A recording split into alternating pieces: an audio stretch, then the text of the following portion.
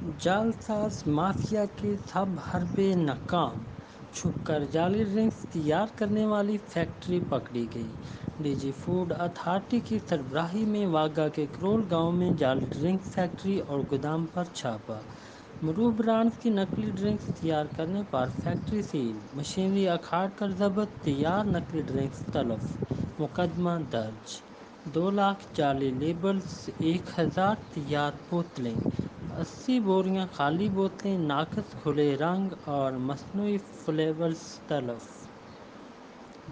20 بوریاں نکلی ڈھکن، gas cylinder, 2 filling مشینیں، مکسنگ مشین اور جعلی لیبلز بھی ضبط کر لیے گئے۔ پہلے سے سیل شدہ فیکٹری کی کھڑکی سے اندر داخل ہو کر چھپ کر جعلی ڈرنکس تیار کی جا رہی تھیں۔ گندے مصنوعی فلیورز، کیمیکلز اور ٹیپ واٹر سے مختلف برانڈز کی جعلی ڈرنکس تیار کی جا رہی تھیں۔ سیل کی گئی فیکٹری کو غیر قانونی طور پر خود سے ڈی سیل کرنے پر کارروائی عمل میں لائی گئی۔ ڈی جی فوڈ اتھارٹی نے بتایا کہ زنگ آلود گندے برتنوں، مشینری اور غیر معیاری پلاسٹک بوتلوں کا استعمال کیا جا رہا تھا۔ مضر صحت جعلی بوتلیں تیار کرکے لاہور اور گرد و نواح کے مختلف علاقوں میں سپلائی کی جاتی تھیں۔ جعل سازی اور پنجاب فوڈ اتھارٹی کی کارروائی میں مزاحمت کرنے پر مقدمہ درج کروا دیا گیا۔